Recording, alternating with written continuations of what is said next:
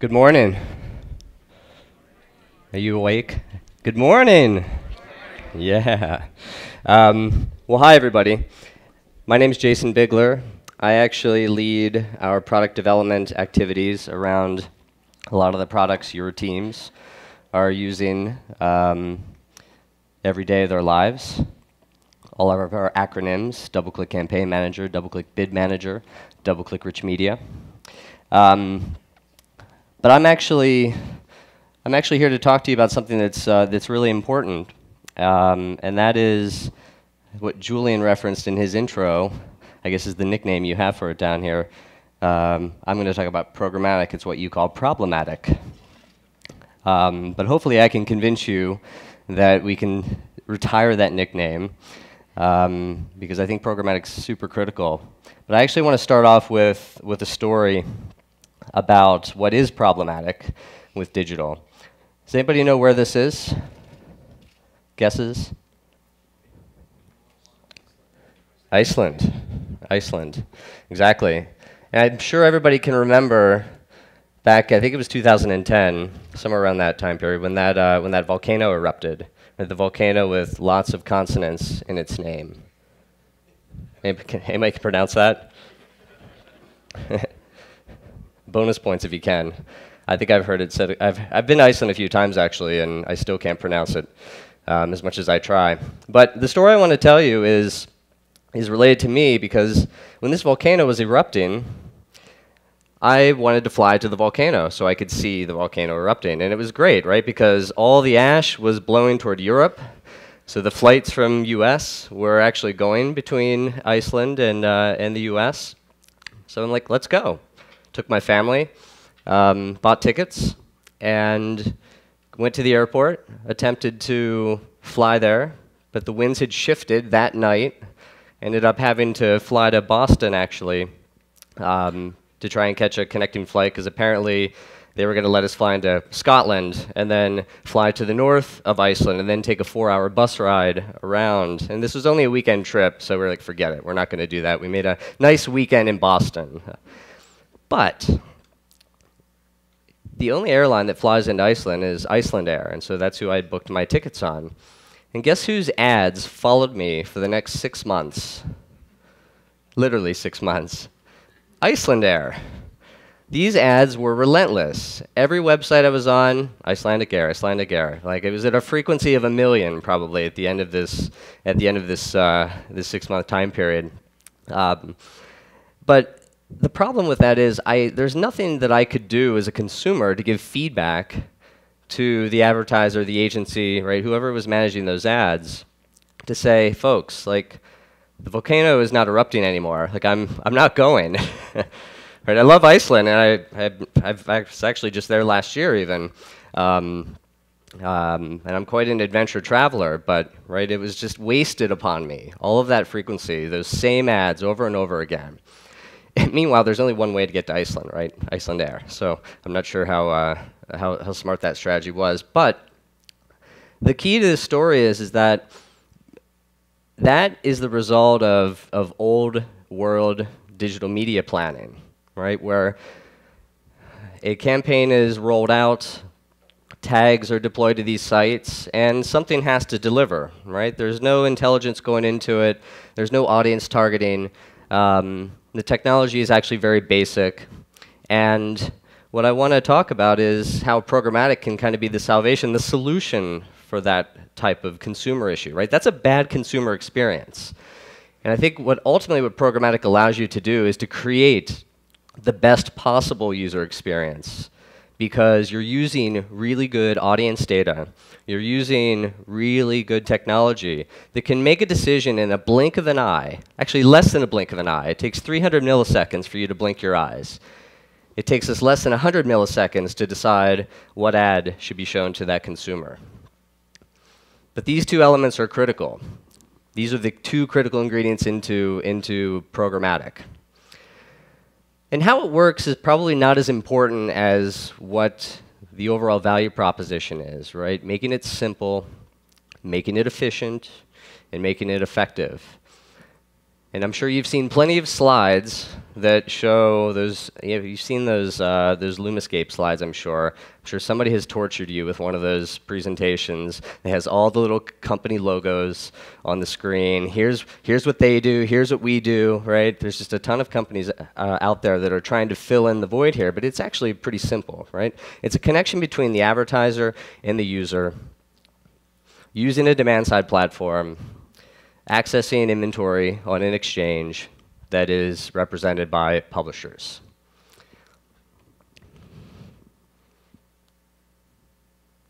So, what I talked about before in terms of spraying the internet with frequency with certain ads, I think what programmatic allows us to actually get to is this world of one-to-one marketing. Not one-to-one marketing in the creepy sense, right? Not one-to-one marketing with ads that say, "Hey, Jason, want to go to Iceland?" Right? I'm talking about contextual ads that make sense, where users actually view it as a part of the content experience. Right? How many of you have bought something online? I assume all of you, right? How many of you have accessed like the iTunes store, right, to download music? Probably all of you, or most of you. But you notice on e-commerce sites, like Amazon, for example, you'll see recommendations. You'll see book recommendations. On Apple and iTunes, you'll see album recommendations, right? Users who bought this song actually like this artist as well, or these other 5 artists. And so as a consumer, you'll think about that as, yeah, these are recommendations, right? This is useful information for me. But ultimately, those are ads, right? Those are actually ads at the end of the day, right? It's helping to actually motivate you to check out something else. Check out a book, another author, some other music, and you get a good value proposition out of that. And so that's really my vision for where programmatic is going on the one-to-one marketing angle, is that you're just going to put something in front of a consumer that's relevant to them, where they think about it as useful information, not as an ad, right? But part of the overall content experience. And I think ultimately, if you are able to buy something programmatically, if you're able to buy in an auction-based environment where you can decide, what should I do with this opportunity? What is its value to me? What are the types of audience signals that are available to make this decision?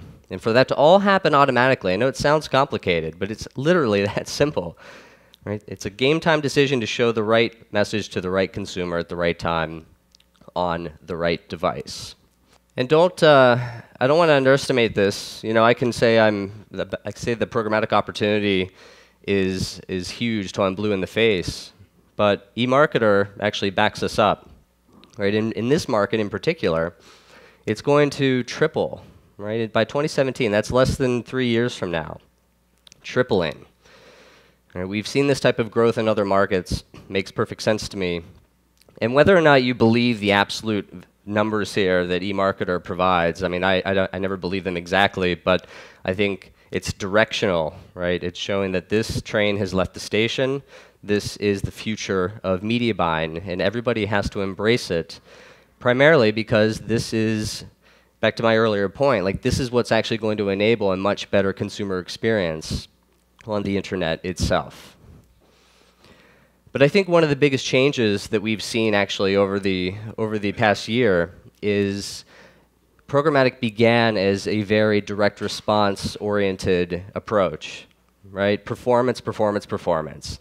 I want to get clicks, I want to get conversions, right? And that's it. But what's actually been happening over the past year is brands have begun to embrace programmatic.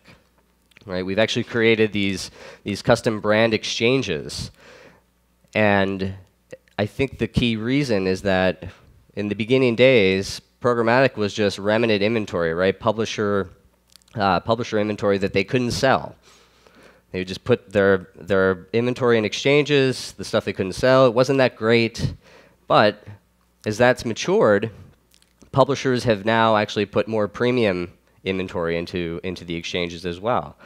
Right? Publishers have begun to trust their own ad exchange strategies, right? And it's not just about remnant inventory, it's about premium inventory now. And they're creating private exchanges and private marketplaces based on that. And so brands have jumped in because, hey, if I can buy the good stuff, the premium inventory, programmatically, that's a heck of a lot more simple for me.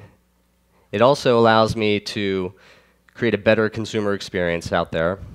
Why wouldn't I do that? In fact, GM with the Cadillac brand has done just that, using our brand exchange, our brand exchanges that we built, and have really dialed up their spend over the past 12 months for brand-oriented campaigns, right? Not direct response campaigns, but brand-oriented campaigns, especially with automotive that has a typically long purchase cycle. It's important to start that conversation early. So let's talk about 5 easy things you can do to win in programmatic. The first, breaking through with creative.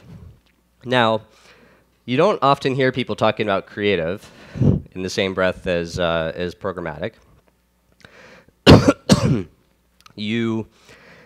In fact, I mean, I would argue, I don't know if you would agree in this room, but I think creative is one of the most underfunded elements of a digital media strategy.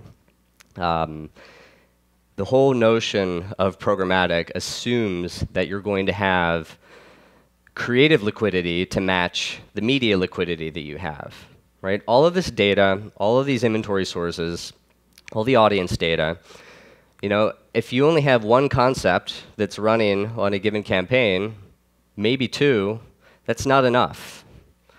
There needs to be more experimentation. There needs to be more creatives that are actually built and generated for campaigns so you can test and figure out what's actually working. But more importantly, so you have a better chance of putting the right message in front of the right consumer. How many people here would agree with that statement? You think creative is underfunded?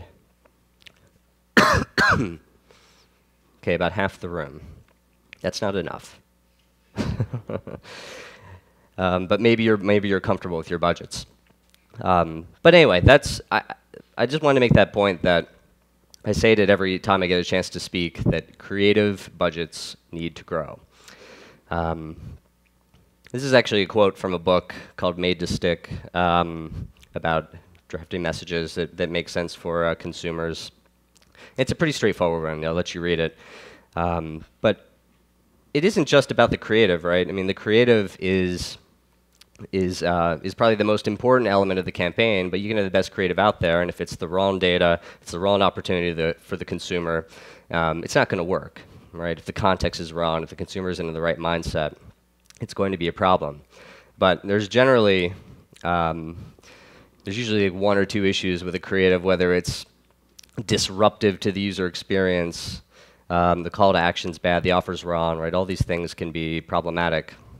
But I think that you can remedy that by making sure that you're building a culture of continuous improvement, right? That with programmatic, it's requisite, right? You're constantly in this liquid environment where you can only buy what matters.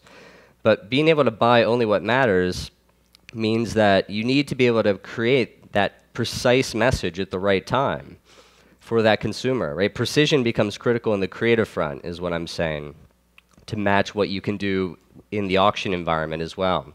And so this is just a workflow, a cycle that you could take a few notes on, but it's very straightforward, right? What you develop, what you test, based on testing you optimize, then you document it so subsequent campaigns can actually be informed by that people as well. And just make it a continuous process, right? Always on marketing is kind of the way to think about this. The second one is knowing what matters.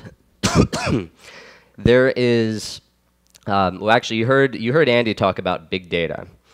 In fact, I would say that he's talked about lots of data, right?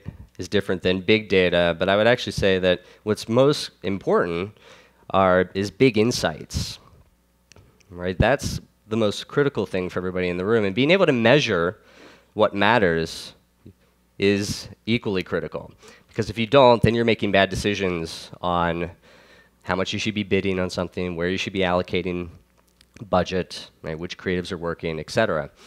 And so when you look at what you're doing up front, right, you always start with a good idea that's informed by data and audience. You have target audiences that you begin to, at least you have a hypothesis on who you should be targeting. And when you implement it, you learn right along the way. You figure out, wait a minute, this is the wrong audience attribute. This is the wrong publisher.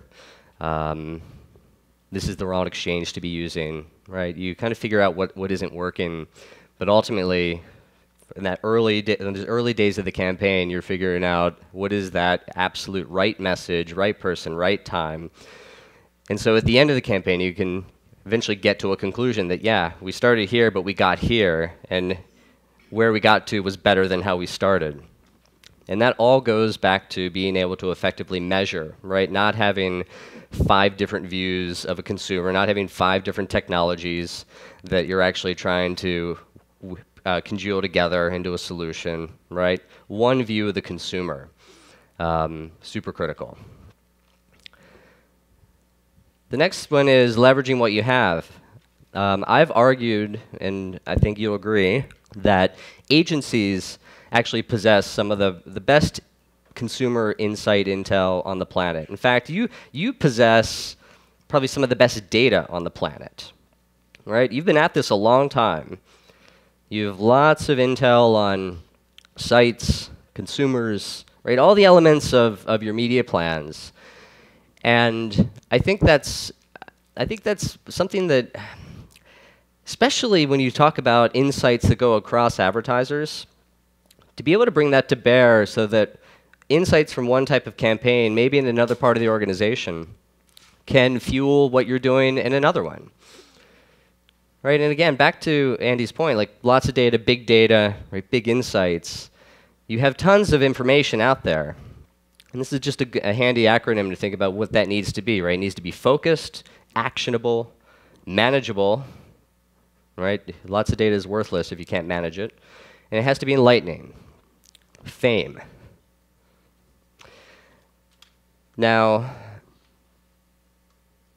in addition to that, you have to, and there's 2 elements to being able to tear down silos. There's organizational silos, and there are technology silos.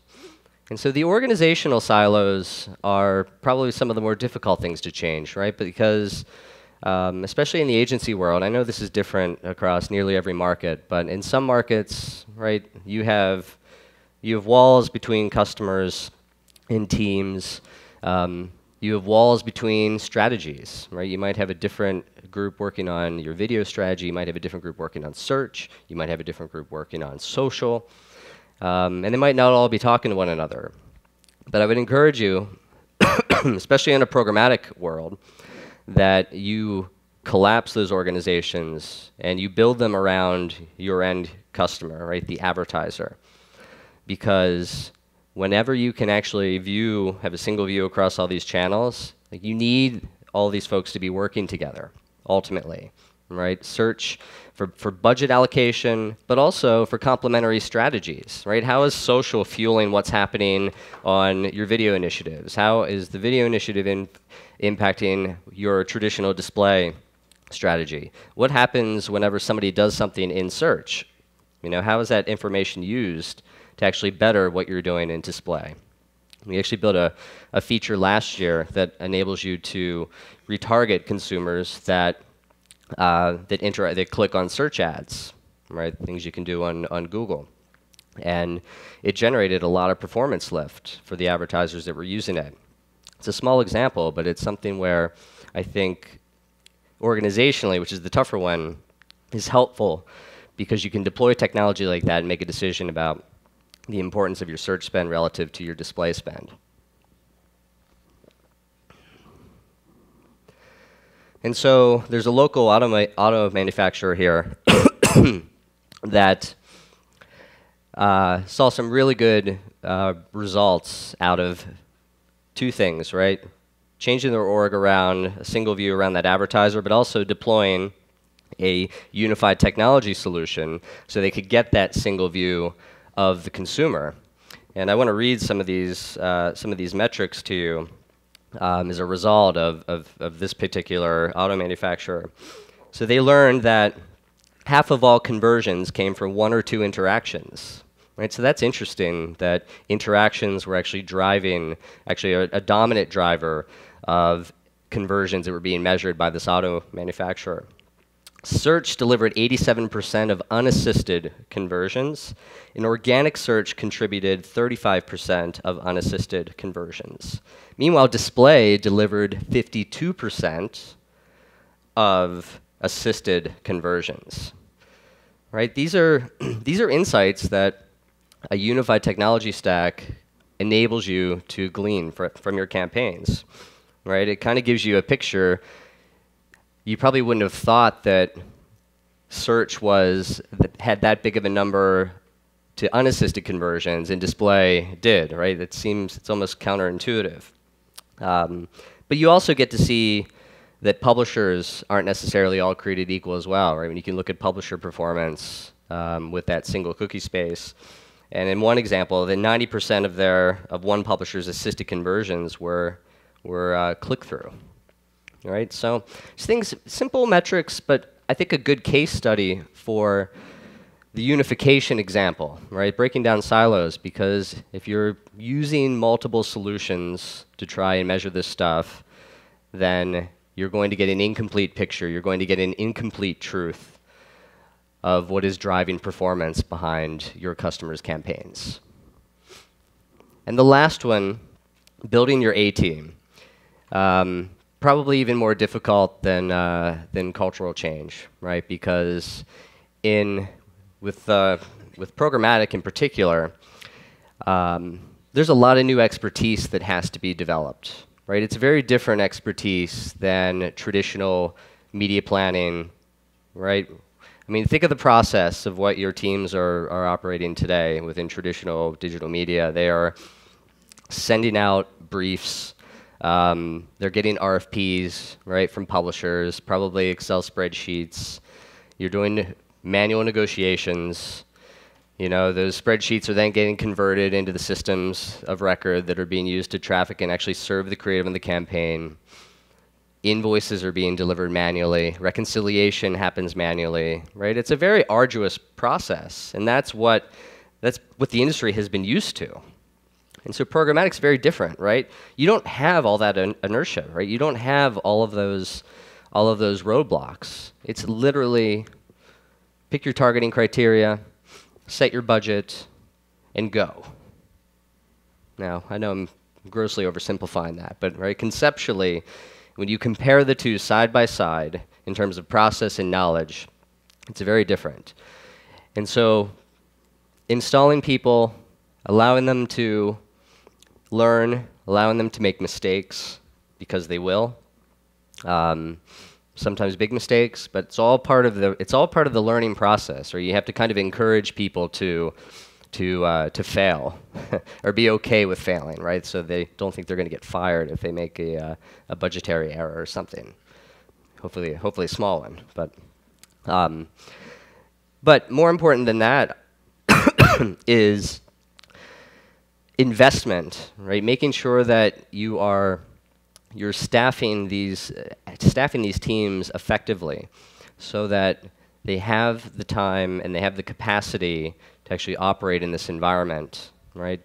It's not that I know I said that the process is completely different between traditional and traditional digital and programmatic digital. But it's just how the time is being spent, right? We allow people to spend more time on higher value tasks within the programmatic world, right, than the traditional world. And so making sure that you have enough adequate resources, that you don't have one person that's just getting completely crushed with campaign optimization, right? Making sure that you have quite a few, so you have redundancy as well built into that. But I mean, this, in my mind, is probably one of the single most important things that you should be investing in, all of you. I know it's a very different market down here. I know it's especially, I mean, television is such an installed and effective vehicle down here, right? I mean, I think between football and And that soap opera, I can't remember the name of, like you have a third of the country watching that one TV show, right, every day. So it's just easy to reach a third of the country, right? Super easy. But this, as much as you can bypass what you're doing traditionally and convert it to programmatic, everybody wins, right? Publishers win because they don't have to go through that arduous process of managing RFPs and managing invoices, right? It's just a lot of people, and it's not high value tasks, right? It's not high value to any organization. And for your team as well, right? Having to manage the paper, having to manage all the phone calls, all the conversations. You know, you can eliminate that and really begin to focus on the stuff that's important, some of the stuff that Andy had spoken about, big data, big insights, like figuring out what works, what you need to do more of, what you need to do less of.